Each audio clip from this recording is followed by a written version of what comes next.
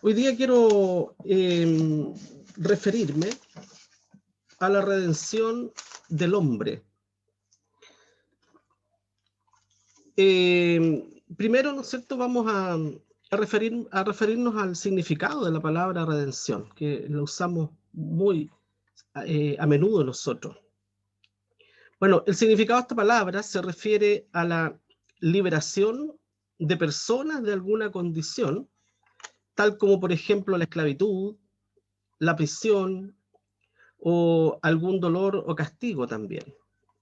Pero en términos jurídicos, ¿qué es lo que más se acerca, ¿no es cierto?, a lo que nos interesa a nosotros? Se refiere a comprar nuevamente algo que ha sido vendido o algo que ha sido enajenado, ¿ya? Y eso de enajenar tiene que ver también con el ceder el derecho de dominio de algo, de una propiedad. O simplemente, ¿no es cierto?, recuperar aquello que se ha perdido, ¿m?, a través de una compra. Por eso que quiero compartir con ustedes las palabras de nuestro Señor Jesucristo en el Evangelio de Lucas, capítulo 19, versículo 10. Y es el versículo que nos va a mover, ¿no es cierto?, en este momento, en la reflexión acerca de la redención. Dice así la palabra del Señor. Porque el Hijo del Hombre vino a buscar y a salvar lo que se había perdido. Repito, porque el Hijo del Hombre vino a buscar y a salvar lo que se había perdido. Oremos. Bendito Dios y Padre Celestial, estamos en tu presencia, Señor, porque sin ti nada podemos hacer. Nuestra vida depende de ti. Y sobre todo, Señor, en los asuntos tuyos, necesitamos, Padre Celestial, que seas tú quien nos ilumine para poder comprender tu palabra, Señor, de tal modo que podamos obtener el alimento espiritual para nuestro ser y podamos crecer también, Señor, en las cosas tuyas, aprendiendo, creciendo, para ser mejores hijos tuyos y para servirte mejor también en esta tierra. Padre Celestial, rogamos tu presencia en este momento y que tu palabra traiga mucha bendición y fortaleza al corazón de todos mis hermanos, Señor. Te lo pedimos y te lo agradecemos todo en el nombre de Jesús. Amén.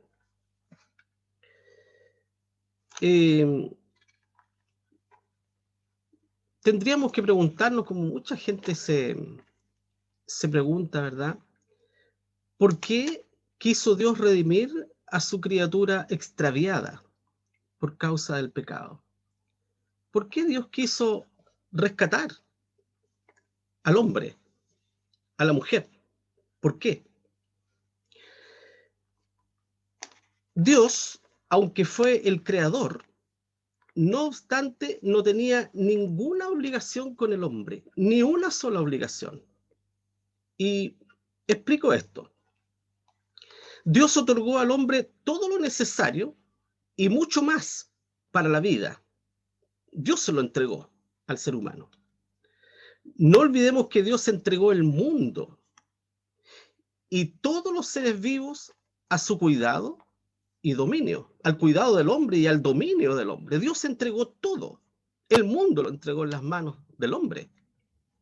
Dice Génesis 1:28, y los bendijo Dios, referente al hombre y a la mujer, ¿verdad?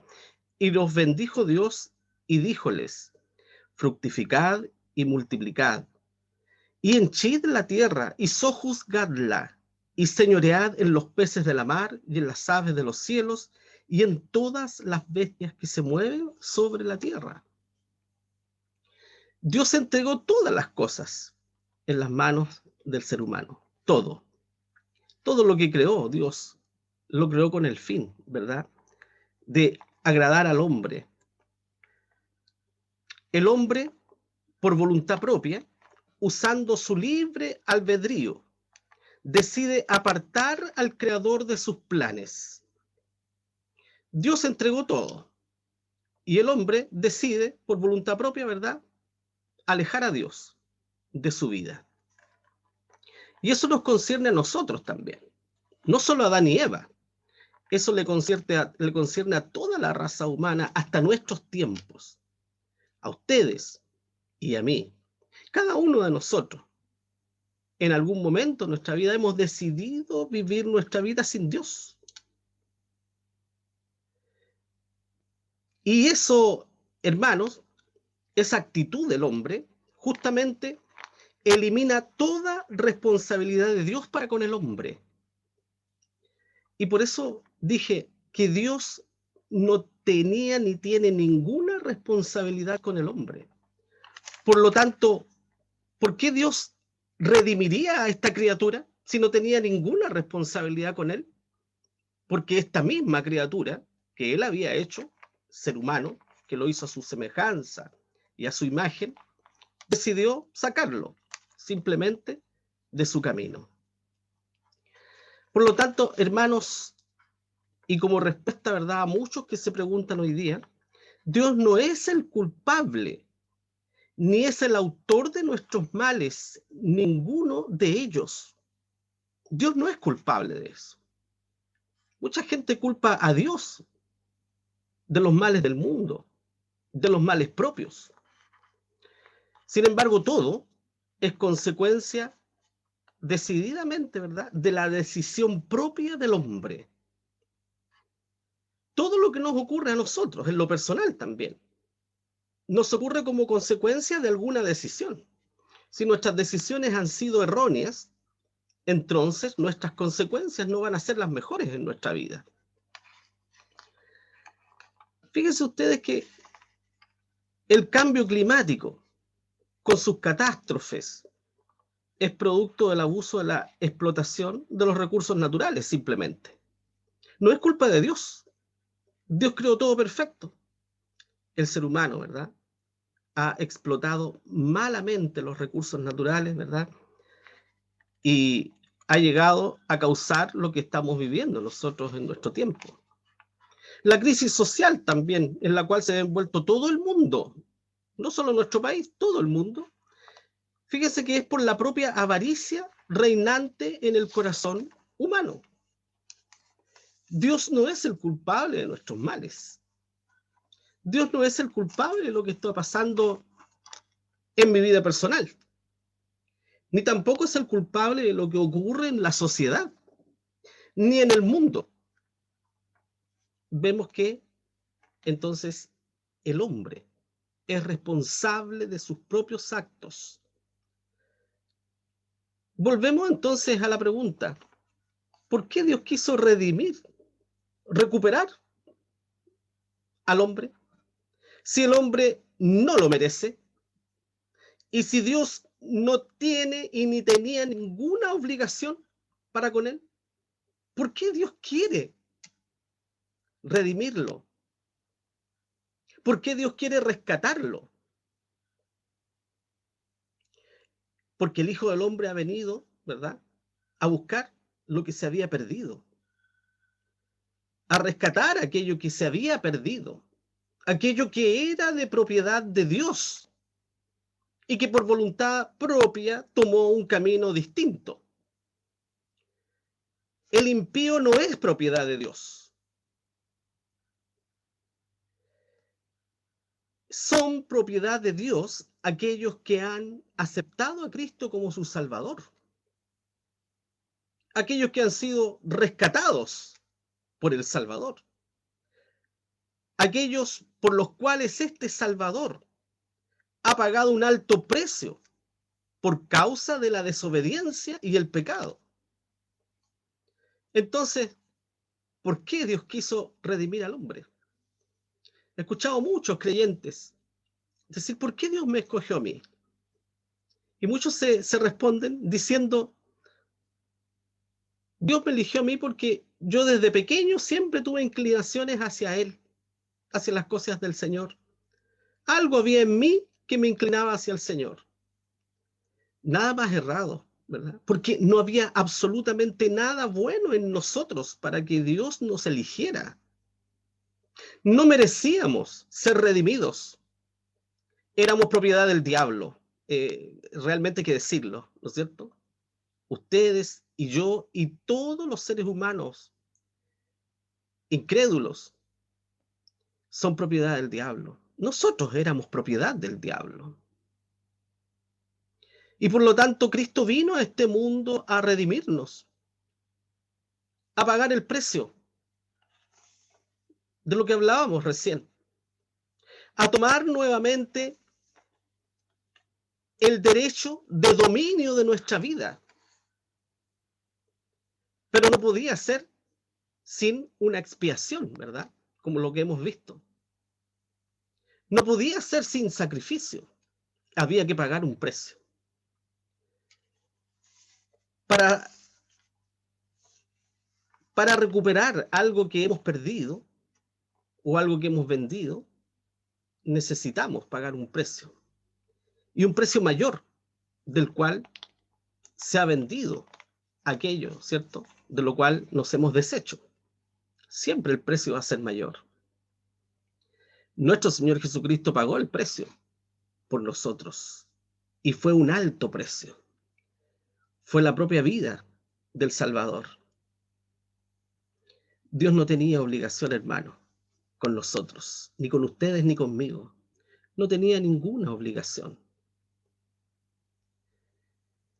Simplemente Dios quiso redimir o recuperar aquello que había perdido por su gran amor y su misericordia. Nada más que por su amor.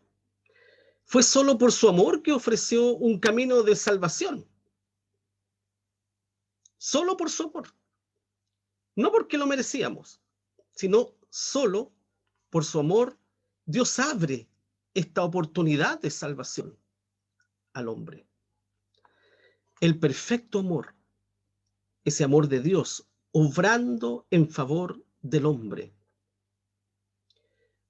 Porque de tal manera amó Dios al mundo, ¿verdad?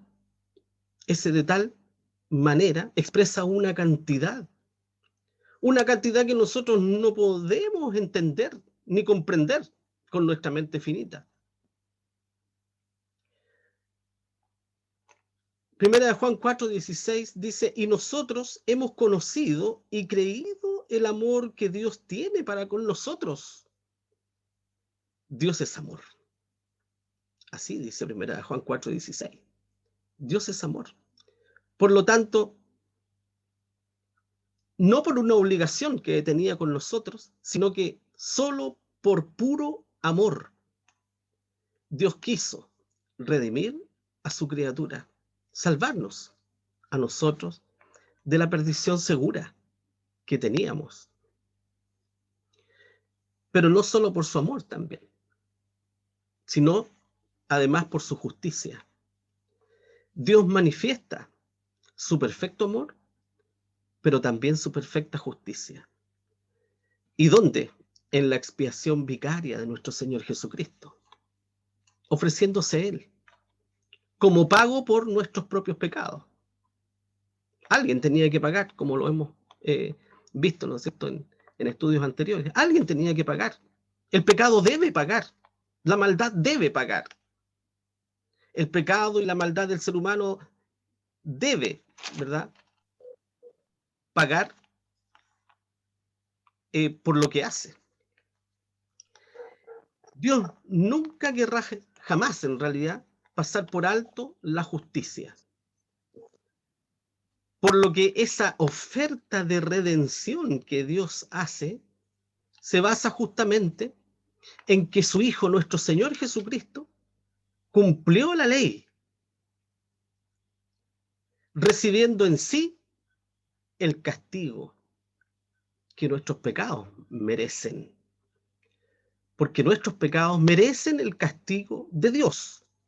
Lo hemos visto que así está establecido en su palabra. Dice la palabra del Señor, al que no conoció pecado, hizo pecado por nosotros, para que nosotros fuésemos hechos justicia de Dios en él. Entonces, queridos hermanos, esta redención que hiciera nuestro Señor Jesucristo por cada uno de nosotros es la pura obra del amor de Dios, solo porque Él nos amó.